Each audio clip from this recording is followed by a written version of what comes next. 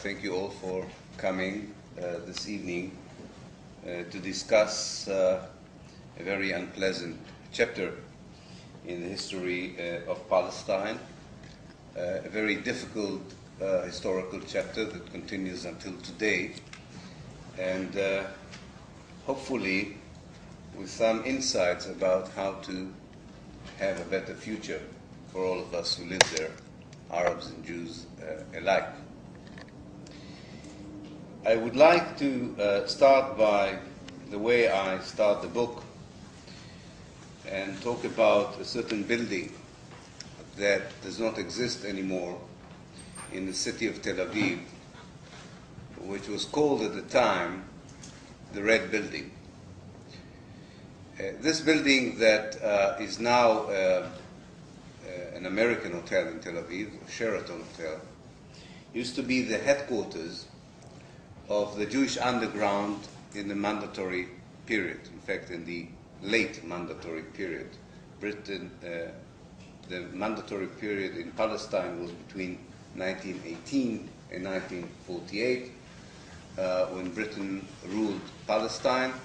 And this particular building, in the last 3 years of the British Mandate, between 1945 to 1948, hosted the headquarters of the main Jewish underground, called in Hebrew the Haganah, literally meaning defense.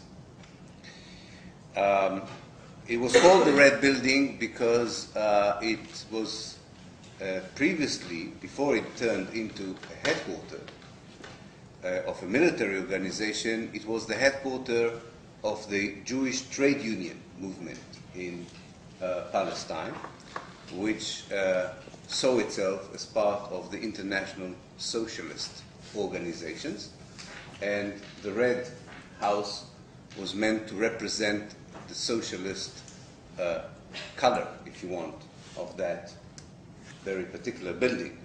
Some people who are survivors from the period even claim that at least one part of the house was painted in red, which is another explanation why the house was called the Red House.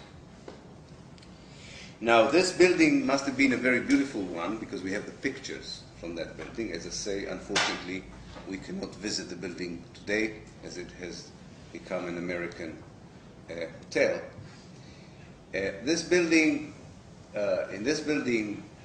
on a cold afternoon, on the 10th of March, 1948, the final plan for the dispossession of the Palestinians from their homeland was devised. We don't have the minutes from that meeting, and it's not surprising. If you look at other cases in history where a group of leaders or politicians contemplated something which they would knew was problematic morally or politically, especially in modern times, when people were aware that there would be archives, media, and public interest, people tended not to write down such decisions. And the case of the ethnic cleansing of Palestine in 1948 is not different. So we don't have the minutes from that meeting. But we do have the documents that the meeting produced. It was a plan called Plan D, Plan Dalet, that was translated on that day, the 10th of March 1948, into orders, operational orders, to Jewish forces around Palestine to begin implementing a systematic dispossession of the Palestinians. The way I reconstructed that meeting is something you will have to read in the book. I won't elaborate on it now. But it was a kind of a detective work.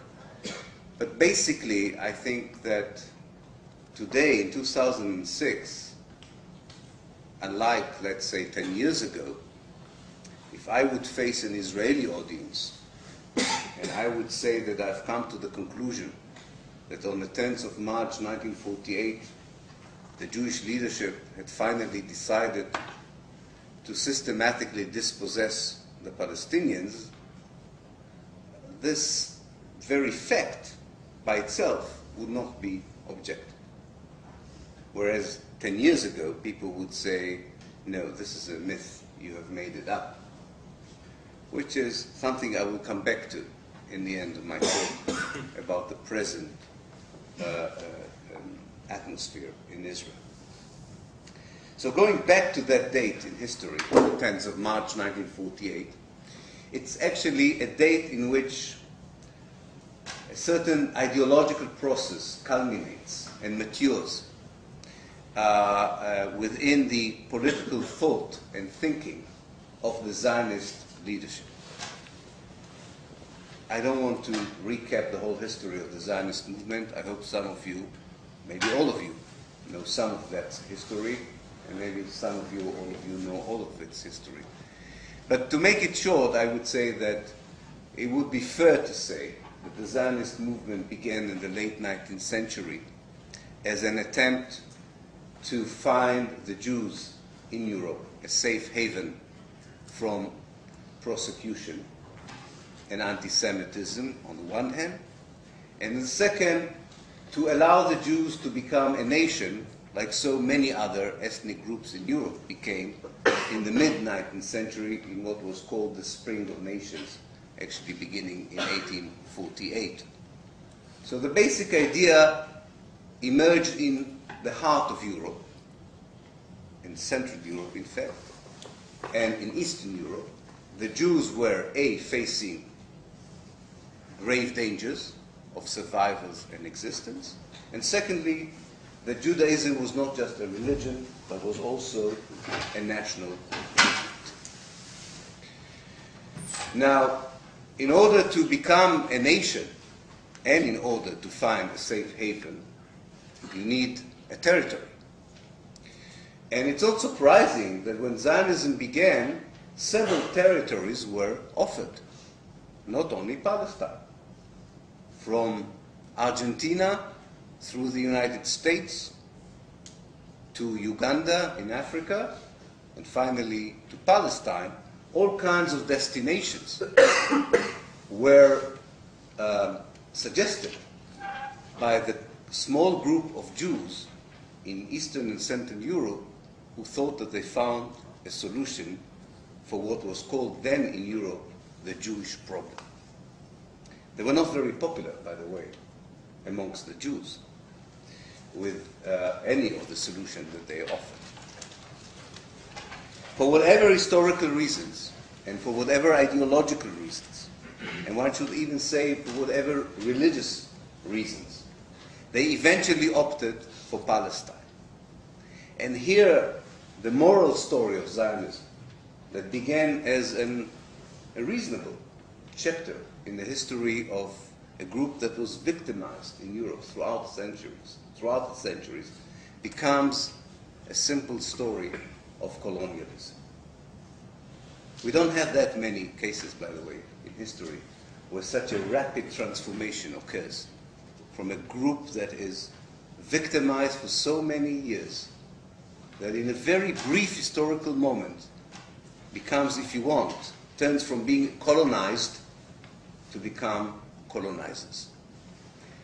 And again, it doesn't matter what justification people found for this. The historical fact is important.